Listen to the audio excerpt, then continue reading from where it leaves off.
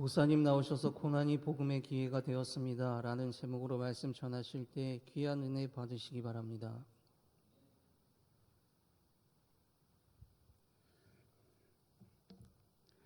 엘피스 앙상블의 연주는 늘 은혜로운데 오늘 이필영 장로님이 그 자리에 복귀하신 거 보니까 더 기쁘기가 한량없습니다. 중환자실까지 가셨는데 오뚜기처럼 우리 장로님 일어나신 것이 너무 감사합니다. 이 시간 장로님도 격려하고 엘피스 앙상블도 박수로 격려하겠습니다.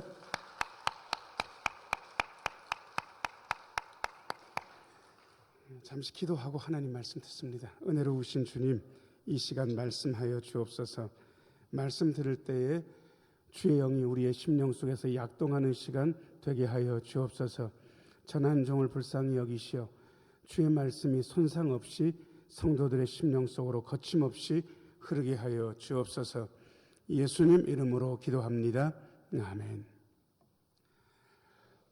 우리는 우리 자신에게 고난이 없기를, 우리 자녀들에게도 고난이 없기를 기도하지만 그 기도는 응답되지 않을 겁니다. 은혜의 리듬과 걸맞지 않기 때문에 그렇습니다. 태어날 때가 있으면 죽을 때가 있습니다. 건강할 때가 있으면 아플 때도 있습니다. 얻을 때가 있으면 잃을 때도 있습니다. 올라갈 때가 있으면 내려갈 때도 있습니다. 이것을 은혜의 리듬, 하나님께서 우리를 다루시는 방식입니다. 그래서 믿는 자의 삶에도 고난은 필수 과목일 수밖에 없습니다. 때때로 예수를 믿는데도 불구하고 고난을 당할 때도 있습니다. 욥이 고난을 당했고 다윗이 고난을 당했습니다. 아브라함도 고난을 당했고 그리고 바울과 실라도 고난 당했습니다. 그런데 고난이 올 때 우리가 늘 해야 되는 마음속에 다짐 같은 게 있어야 됩니다. 자, 저를 따라서 하세요. 고난은 끝이 아닙니다. 고난이 끝이 아닙니다. 고난이 기회가 되기도 합니다. 어떻게 고난이 기회가 되는지 제가 4가지로 사도행전 16장 이야기를 나누어서 여러분과 이야기하고 싶습니다. 1번입니다. 1번 같이 한번 읽어야 시작. 귀신을 쫓아내는 선한 일을 함. 바울과 실라가 빌립보에서 어느 정도 정착이 됐습니다. 좋은 분 루디아를 만나서 교회도 생겼습니다. 그리고 아마 정기적으로 기도를 했던 것 같은데 기도하러 가는데 점치는 귀신 들린 여종 하나를 만나게 됩니다. 그런데 여러분, 여종 입장에서 보면 자기한테 귀신 들렸으니까 자기가 좋았겠습니까? 괴로웠겠습니까? 괴로워요. 그런데 주인은 고칠 생각이 없어요. 이유는 간단합니다. 그 점치는 것 때문에 그 여종이 돈을 벌고, 그리고 종이 돈을 벌면 그 돈은 여종 겁니까? 주인 겁니까? 주인 거. 그러니까 이득이 쏠쏠하게 생기니까 자기 여종이 귀신 들려가지고 고통당하는 거는 생각도 안 하고 돈 많이 버니까 괜찮다 그러고 있었던 거예요. 근데 그 여종이 바울과 실라가 전도를 하는데 따라오면서 뭐라고 이야기하냐 그러면, 여러분, 이분들은 지극히 높은 하나님의 종입니다. 구원의 길을 여러분들에게 전하고 있습니다. 이렇게 막 소리를 지르는 거예요. 여러분, 틀린 얘기입니까? 맞는 얘기입니까? 맞는 얘기. 그런데 여러분, 맞는 얘기를 이렇게 경우 없이 하게 되면 방해가 됩니다. 우리도 목요일이면 복음 전도회를 나가는데 우리에게는 특출한 무기가 있습니다. 그게 뭐냐 그러면 요구르트하고 건빵입니다. 사람 얼굴은 싫어해도 요구르트와 건빵을 뒤밀면 싫어하는 분들이 없습니다. 목사도 나갑니다. 제가 보통 어항 쪽으로 가게 되면 거기 2층 계단이 있는 데를 전 목사님이랑 같이 담당을 하는데 저는 가벼운 건빵을 들고 전 목사님은 무거운 요구르트를 듭니다. 들어가서 인사를 꾸벅한 다음에 여기 일하시는 분이 몇 분이나 되세요? 그렇게 물어보면 거기서 아이고 많은데 괜찮아요. 우리 부자 교회니까 드릴만 해요. 그러면 8명인데 괜찮아요? 그렇게 얘기를 하면 8개를 기쁘게 드립니다. 싫어하는 분이 없습니다. 자, 그런데 그렇게 전도를 마치고 딱 오는데 거기 점원 한 분이 저의 뒤를 따라오면서 소리를 지르는 거예요. 여러분, 이분이 뚱뚱하지만 신은교회 목사인데 여러분들한테 전도를 하고 있습니다. 전도하는 말씀을 잘 들어야 됩니다. 계속 저를 따라서 그렇게 외치면 제가 좋아할 것 같습니까? 싫어할 것 같습니까? 싫어요. 이건 말이 안 되는 얘기예요. 그게 돕는 게 아니잖아요. 심지어 그런 일을 여러 날 했어요. 그래서 바울이 너무 괴로우니까 돌이켜가지고 그 여종한테, 더 정확하게는 그 여종이 들린 귀신한테 얘기를 하는 거예요. 자, 저를 따라서 하세요. 예수님의 이름으로 명한다. 그에게서 나오라. 별 힘 쓰지 않고 한마디 했는데 귀신이 쏙 나와버렸어요. 여러분, 귀신이 나오는 일을 못했습니까? 잘했습니까? 잘했죠. 이걸 못했다고 하면 안 되죠. 아니, 귀신 들리는 게 얼마나 고통스럽습니까? 그걸 고쳐줬는데 잘했거든요. 잘했는데도 불구하고 골치 아픈 일에 연루되게 됩니다. 요즘도요, 예수 믿는 사람들이 괜찮게 삽니다. 일도 잘합니다. 그런데 예수 믿는 사람이 일을 잘하고 예수 믿는 사람이 좋은 일을 했다고 꼭 좋은 소리만 듣는 것은 아닙니다. 자, 저를 따라서 하세요. 좋은 일을 했는데 어려움을 당하기도 합니다. 도대체 왜 어려움 당하는지 2번입니다. 2번 같이 한번 읽어야 돼. 시작. 고발로 인해 매질과 투옥에 고난을 당함. 19절 말씀 읽어보겠습니다. 19절 같이 한번 읽어야 돼. 시작. 여종의 주인들은 자기 수익에 끊어진 것을 보고 바울과 실라를 붙잡아 장터로 관리들에게 끌어갔다가, 여러분, 여종의 주인들이 바울과 실라를 붙잡아서 고발을 하는 거, 고소하는 것 같은데 고소한 이유가 뭡니까? 두 번째 줄, 뭐 때문에? 귀신 나갔으니까 이젠 점쳐가지고 돈 못 버니까 자기들 돈 못 번다, 이 손해 때문에 고발을 하는 거예요. 그런데 여러분, 고발해가지고요, 나가서 고발하는 내용은 그 얘기를 쏙 뺍니다. 아니, 사실은 우리가 여종이 하나 있는데 얘가 점치는 귀신 들려가지고 돈을 쏠쏠하게 벌어줬는데 저 인간들이 귀신을 쫓아내가지고 우리 돈벌이를 끊었으니까 손해배상 청구합니다. 뭐 이렇게 하면 그냥 얘기가 되잖아요, 그거는. 그런데 그렇게 얘기 안 하는 거예요. 20절 21절 20절 21절 같이 한번 읽어야죠. 시작. 상관들 앞에 데리고 가서 말하되 이 사람들이 유대인인데 우리 성을 심히 요란하게 하여, 21절, 로마 사람인 우리가 받지도 못하고 행하지도 못할 풍속을 전한다 하거늘. 여러분, 돈 못 벌게 됐다는 얘기는 쬐끔이라도 합니까? 싹 빼놓습니까? 싹 빼놔요. 동기를 숨기는 거예요. 교회 욕하는 분들 꽤 많아요. 근데 문제는 그 동기가 잘 안 드러납니다. 아니, 동기를 드러내지 않습니다. 왠지 아세요? 그 동기는 별로 좋은 동기가 아니거든요. 드러내면 말이 안 되거든요. 여러분, 근데 하나님은 그 동기를 보시잖아요.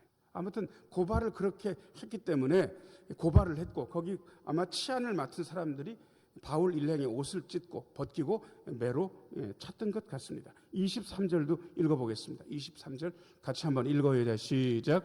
많이 친 후에 옥에 가두고 간수에게 명하여 든든히 지키라 하니. 어떻게 매맞았던 것 같습니까?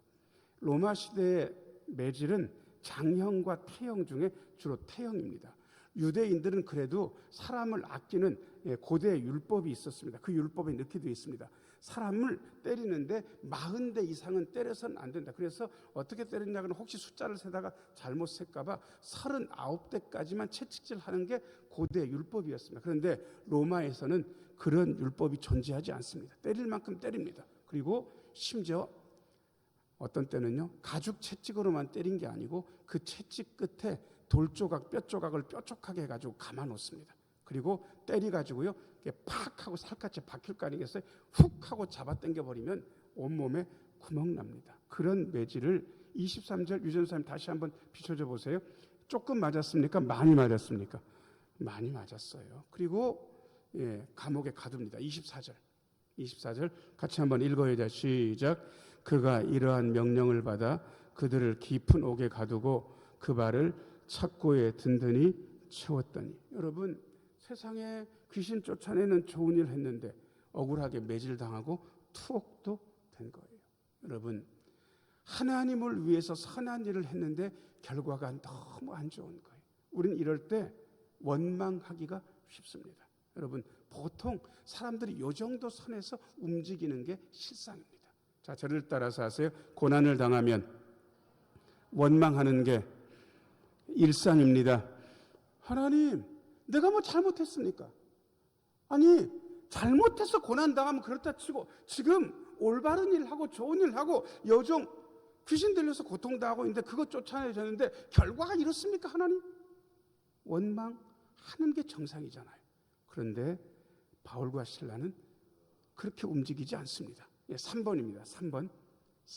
같이 한번 읽어야 돼요. 시작. 감옥 속에서 기도하고 찬송할 때 옥문이 열림. 예, 25절 읽어보겠습니다. 25절 같이 한번 읽어야 돼요. 시작. 한밤중에 바울과 실라가 기도하고 하나님을 찬송하며 죄수들이 듣더라. 여러분, 저는 이 빌립보 감옥에서 이게 진짜 이해가 안 되는 거예요. 자, 여러분, 아파트에 사는데 12시쯤 새벽송을 가가지고 잔잔하게 기쁘다 구주 오셨네를 불렀는데 아파트 주민들이 좋아할까요? 경비실에다 민원을 넣을까요? 예, 민원을 넣어요. 그래서 새벽송이 사라진 지가 오래됐습니다. 예전에는 그냥 교회에서 하면 이해를 했어요. 그렇다 또 세게 부르는 것도 아니고 그냥 한두 절 불러요. 그런데 요즘은 민원을 넣어요. 자, 그런데 감옥 속에서 한밤중에 바울과 실라가 찬송을 했는데 죄수들이 들릴 정도로 찬송을 했으면 죄수들은 1번 조용히 듣는다, 2번 뭐라고 한마디씩 했을 것이다, 2번. 자, 1번과 2번 중에 여러분이 가능한 상황을 골라보세요. 1번이겠습니까? 2번이겠습니까? 분명히 2번일 것 같은데 이 감옥은 분위기가 이상해. 죄수들이 바울과 실라한테 한마디를 했습니까? 그냥 기도와 찬송 소리를 들었습니까? 들었다는 거예요. 저는 이게 참 기가 막힌 거예요. 왜 듣는가 그랬더니요, 시끄럽거나 너무 거슬리면 안 들었을 거예요. 자, 저를 따라서 하세요. 기도 소리가, 찬송 소리가 은혜가 되었습니다. 예, 여러분, 기도 소리, 찬송 소리가 은혜가 된 거예요. 상황은 너무 절망적이에요. 지금 감옥에 심하게 매질당해서 깊은 감옥 깊은까지 왔는데 세상에 바울과 실라 일행이 원망하지 않고 하나님을 바라보고 있는 거예요. 예수님을 믿는 분들은요, 몸에 붙인 게 달라요. 세상 사람들은 어려우면 원망할지 몰라도요, 우리는 몸에 붙인 게 세상 사람들하고는 좀 다릅니다. 자, 저를 따라서 하세요. 예수 믿는 사람은 어려운 상황이 닥치면 1번 원망한다, 2번 기도한다. 자, 1번과 2번 중에 여러분들이 골라보세요. 1번입니까? 2번입니까? 2번. 그게 쉬운 게 아니에요. 그냥 저절로 기도가 되는 게 아니에요. 교회에서 계속해서 얘기했거든. 어려움을 닥치면 기도하라고. 아무리 사방이 다 막힌 것 같아도 위가 뚫려 있으니까 하나님을 바라보라고. 그렇게 얘기했거든요. 그러니까 그 소리가 결정적인 순간에 역사한 거예요. 그리고 심지어 거기서 같이 있던 죄수들은 그게 은혜가 되고 위로가 된 거예요. 자, 저를 따라서 하세요. 기도 소리가, 찬송 소리가 위로가 됩니다. 묘하게 위로가 됩니다.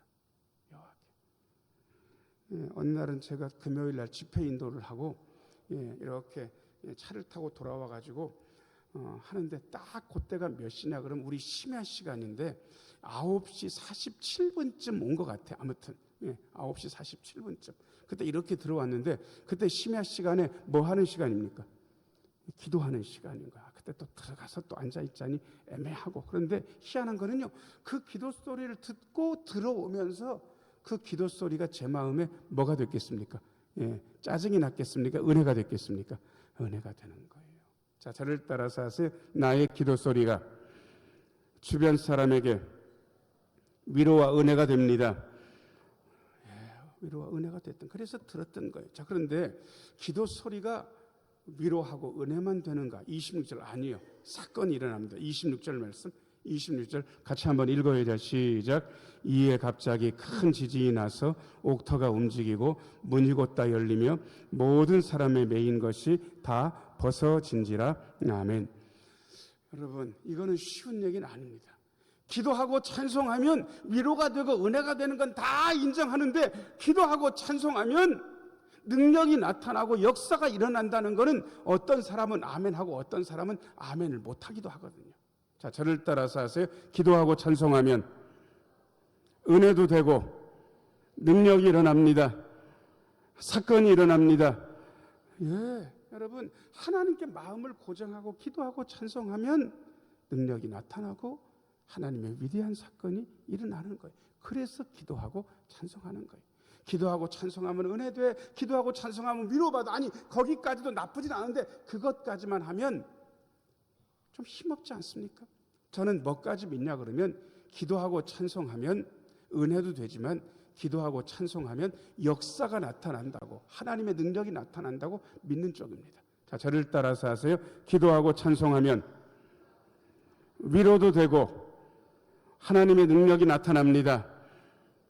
예, 하나님의 능력이 나타나는 거예요. 근데 많은 분들이 이거를 믿었다 안 믿었다 해. 기도가 응답되면 능력이 나타났네 그러고요. 기도가 응답되지 않으면 기다릴 거는 생각을 못하고 능력이 안 나타나네 그렇게 이야기하는 거예요. 하나님의 응답이 네 가지로 임하는데 그중에 제일 많은 응답이 뭔지 아세요? 우리는 예스, 네 말대로 들어줄게 이것만 생각하는데 아니에요. 하나님의 응답은 네 가지로 나타나요. 예스도 있어요. 근데 어떤 때는 안 돼. 이것도 있어요. 어떤 때는요. 야, 네가 그걸 원했지만 난 딴 거 주고 싶은데 다른 거 줄 거야. 네 번째가 제일 많은데 자, 저를 따라서 하세요. 기다려. 예. 요즘은 강영욱 씨는 무슨 문제가 한번 터진 다음에 텔레비 안 나오는데 자기 강아지한테 어떻게 하는가 봤더니 무슨 얘기를 강아지한테 제일 많이 할 것 같습니까? 예, 기다려를 제일 많이 하더라고. 여러분, 우리가 하나님 앞에서 강아지보다 나은 게 어디가 있습니까? 그러니까 하나님도 우리한테 야, 네가 원하는 그걸로 줄게. 괜찮아요. 어떤 때는 안 돼. 그렇게도 하고 어떤 때는 다른 걸로도 주고 어떤 때는 기다려도 하는 거예요. 근데 오늘 말씀 어떤 때는 기다리지 않아도요 좋은 하나님의 능력이 드러날 때도 있는 거죠. 세상에 옥터가 움직이고 문이 다 열리고 모든 사람이 메인 것이 다 벗어진 거예요. 자, 그 다음에 네 번째입니다. 네 번째 같이 한번 읽어보자. 시작. 간수와 가족들이 복음을 듣고 예수를 믿게 됩니다. 이게 과정이 좀 있습니다. 27절을 먼저 좀 읽어보겠습니다. 27절 같이 한번 읽어보자. 시작. 간수가 자다가 깨어 옥문들이 열린 것을 보고 죄수들이 도망한 줄 생각하고 칼을 빼어 자결하려 하거늘.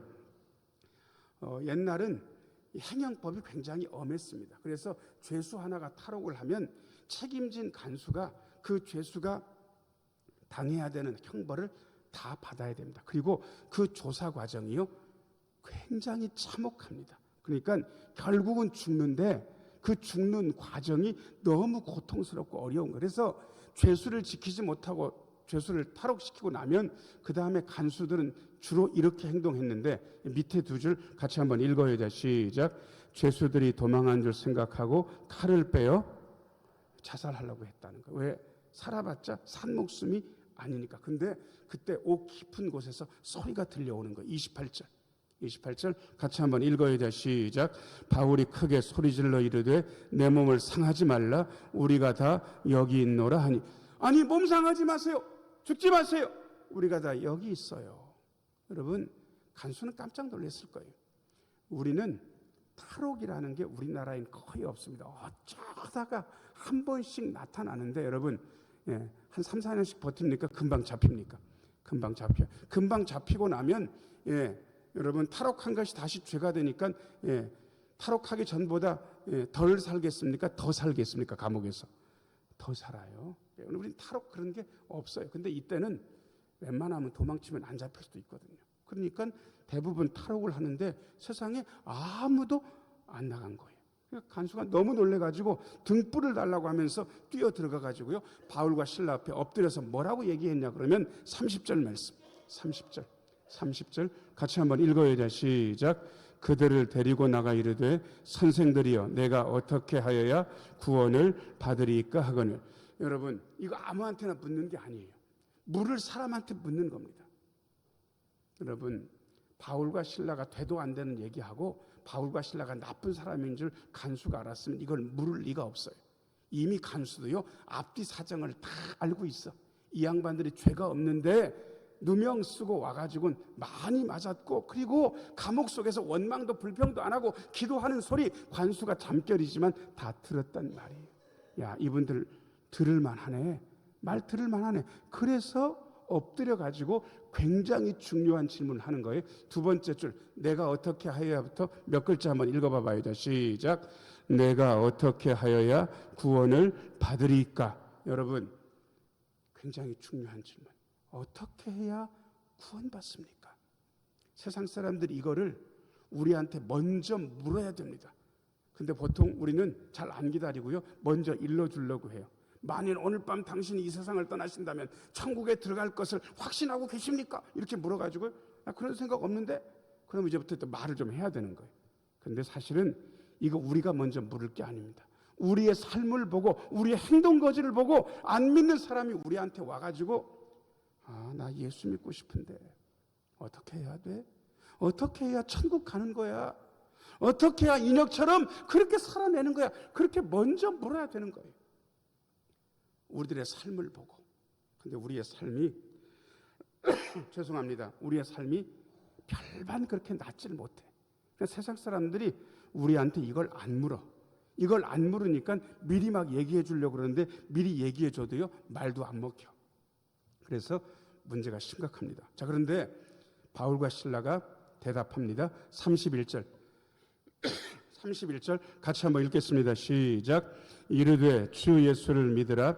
그리하면 너와 내 집이 구원을 받으리라 하고. 이르되 하고 하고를 띄고 중간만 같이 한번 읽어보겠습니다. 시작. 주 예수를 믿으라. 그리하면 너와 내 집이 구원을 받으리라. 한 번만 더 읽어야 돼. 시작. 주 예수를 믿으라. 그리하면 너와 내 집이 구원을 받으리라 하고. 자, 구원 받으려면 뭐 해야 되는 겁니까? 여러분들 읽으셨으니까 어떻게 해야 돼요? 간단합니다. 뭘 하라고 요구하지 않습니다. 자, 저를 따라서 하세요. 주 예수님을 믿으면 구원받습니다. 요걸 조금 더 달리 표현하면 이렇게도 할 수 있습니다. 자, 저를 따라서 하세요. 예수님이 인생의 주인이심을 믿으면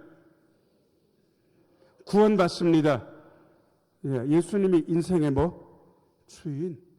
예수를 믿으면서도 이거 안 믿는 분들 많아요. 자기가 자기 인생의 주인이에요. 그렇게 사세요? 그렇게 살면 예수 믿는 사람의 삶이 아니에요. 예수 믿는다 이 말은 예수님께서 내 주인이다라는 사실을 내 입으로 고백하고 내 삶으로 표현해내면서 사는 게 예수 믿는 삶이에요. 예수 믿고도 내 마음대로 산다? 말도 안 되는 소리. 그건 예수 믿는 게 아니거든요. 자, 저를 따라서 하세요. 예수 믿으면 예수님을 주인으로 모시고 살아야 됩니다. 그런데 인생의 중요한 결정을 할 때 주인과 의논을 안 하고 지가 결정해. 그게 예수 믿는 겁니까? 자식들을 위해서 뭔가 결정해야 될 때 예수님께 의논 안 하고 결정해 놓고 그렇게 살아요. 그게 예수 믿는 겁니까? 아니에요. 그거 아니거든요. 예수님을 주님으로 믿고 살면 구원받는 거예요. 그리고 그 말씀을 전했습니다. 32절 같이 한번 읽어야 돼. 시작.